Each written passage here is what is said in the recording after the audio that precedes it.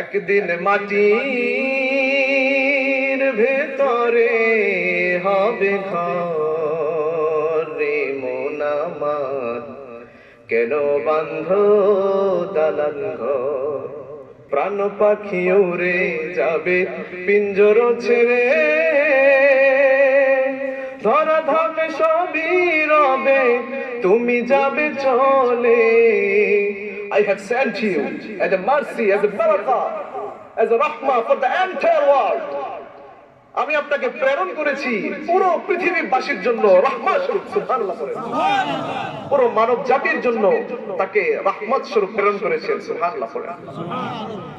তোমাকে ডাকি যদি একবার আল্লাহ, আমাকে কাছে টানো বারবার। যদি পথ ভুলে যাই আমাকে দিও ঠাই, যদি পথ ভুলে যাই আমাকে দিও ঠাই, দিও দিশা এইটুকু আবদার আল্লাহ, আমাকে কাছে টানো বারবার। ফেরেশতাদেরকে উদ্দেশ্য করে মহান রব্বুল আলামিন এই যে আপনারা বসে আছেন তাদের ব্যাপারে সর্বপ্রথম একটা অফার দেয়। আল্লাহ তাআলা বলেন, ফাউশহিদুকুম আন্নী ক্বাদ গাফারতু লাহুম।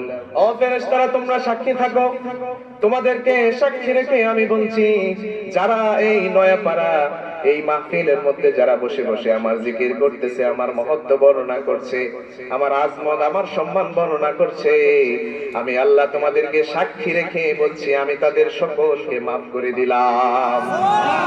বুখারী শরীফের হাদিস, সহিহ হাদিস। তাহলে আমাদের এখানে এসে লাভ হলো না ক্ষতি হলো?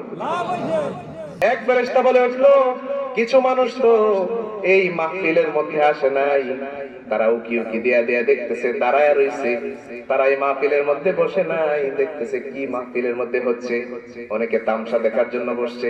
আল্লাহ বলে, আমি অফার দিলে কম দিই না, আমি বেশি করে দিই।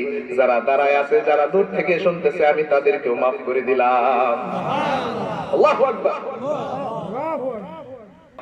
সূরাতুল মুলক, এই সূরাটিকেও যদি রাত্রি বেলায় পাঠ করে আমার আল্লাহ ওই বান্দাকে কবরের আযাব থেকে রেহাই দিয়ে দেয়। এই জন্য সূরাতুল মুলক পড়ার দরকার আছে না নাই? আল্লাহ তাআলা এরপরে 2 নাম্বার যে অফারের কথা বলছে, শাফাআতুল লিসাহিবিহা। এই সূরাটি যে ব্যক্তি রাত্রি বেলায় তেলাওয়াত করবে, ওই ব্যক্তির ব্যাপারে কাল কিয়ামতের ময়দানে সূরাতুল মুলক সুপারিশ করবে।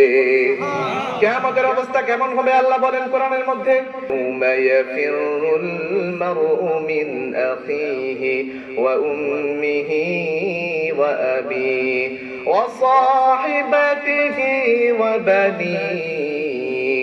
আল্লাহ বলছেন কিয়ামতের দিনের অবস্থা এমন হবে, পিতা তার সন্তানকে চিনবে না, সন্তান তার পিতাকে চিনবে না, মাতা তার ছেলে মেয়েকে চিনবে না, ভাই তার ভাইকে চিনবে না, বোন তার বোনকে চিনবে না। মানুষ এদিকে ওদিকে ঘোরাঘুরি করতে থাকবে কিয়ামতের ময়দানে। আর এক হাত উপরে সূর্য চলে আসবে, মগজ যেগুলো আছে এই মগজগুলো কেমন যেন গলে গলে পড়তে থাকবে। এমন একটা অবস্থায় যদি আপনার পাশে সূরাতুল মুলক দাঁড়ায় যায়, সে যদি আপনার ব্যাপারে সুপারিশ করে, ওই সূরা পড়ার দরকার আছে না নাই? কারণ মরতে তো আমাদের সকলের হবে। কি বলেন? মরতে হবে না? মাটির ভিতরে যাইতে হবে না? মাঝে মাঝে ভয় হয় না? সূরাতুল মুলক যে ব্যক্তি তেলাওয়াত করবে, খাসামাত আন সাহিবিহা, কাল কিয়ামতের ময়দানে ওই ব্যক্তির ব্যাপারে এই সূরাতুল মুলক আল্লাহ রাব্বুল আলামিনের সাথে ঝগড়া করতে শুরু করে দিবে। হাদিসে পাকের মধ্যে এসেছে, কতক্ষণ পর্যন্ত ঝগড়া করবে? হাত্তা আদখালাহুল জান্নাহ, যতক্ষণ পর্যন্ত এই সূরা মুলকের তেলাওয়াতকারী জান্নাতে প্রবেশ না করবে ততক্ষণ পর্যন্ত ঝগড়া করতে থাকবে।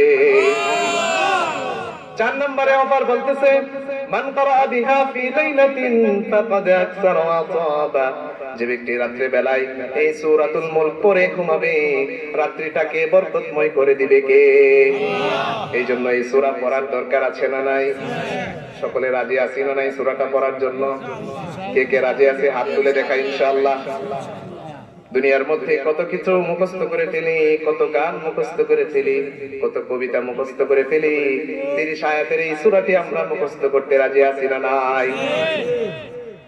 এটা আপনাদের হোমওয়ার্ক, ইটস ইওর হোমওয়ার্ক, বাড়ির কাজ। আজকে দিয়ে গেলাম, ইনশাআল্লাহ ভবিষ্যতে যদি আল্লাহ বাঁচিয়ে রাখে, কখনো যদি আসি, এসে জিজ্ঞেস করব যে সূরাতুল মুলক পড়ছেন কিনা, শিখছেন কিনা। এই জন্য আজকে থেকে ইনশাআল্লাহ প্রতিদিন একটা করে আয়াত শিখলেও তো 30 দিনে 30টা আয়াত শিখা হয়ে যাবে, কি বলেন? এই জন্য আমরা শিখতে রাজি আছি না নাই?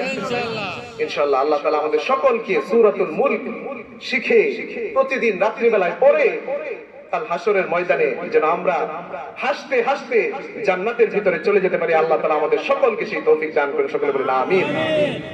এই জন্য এই অফার গুলো যার কাছ থেকে শুনলাম তিনি কে? এছাড়া আর কে আছে? আর কে অফারের কথা বলে? হুজুর আকরাম মুহাম্মদুর রাসূলুল্লাহ সাল্লাল্লাহু আলাইহি ওয়াসাল্লাম। এই জন্য তার জীবনী পড়ার দরকার আছে না নাই? তাকে জানার দরকার আছে না নাই? وَمَا أَرْسَلْنَاكَ إِلَّا رَحْمَةً لِلْعَالَمِينَ. I have sent you as a mercy, as a barakah, as a rahmah for the entire world. আমি আপনাকে প্রেরণ করেছি পুরো পৃথিবীবাসীর জন্য রহমত স্বরূপ। সুবহানাল্লাহ বলেন। পুরো মানব জাতির জন্য তাকে রহমত স্বরূপ প্রেরণ করেছেন। সুবহানাল্লাহ বলেন। শুধুমাত্র মানব জাতির জন্য নয়, শুধুমাত্র দানব জাতির জন্য নয়, শুধুমাত্র ফেরেশতাদের জন্য নয়, শুধুমাত্র প্রাণী কুলের জন্য নয়, পুরো পৃথিবীবাসীর জন্য আমার নবীকে রহমত হিসেবে পাঠিয়েছে কে?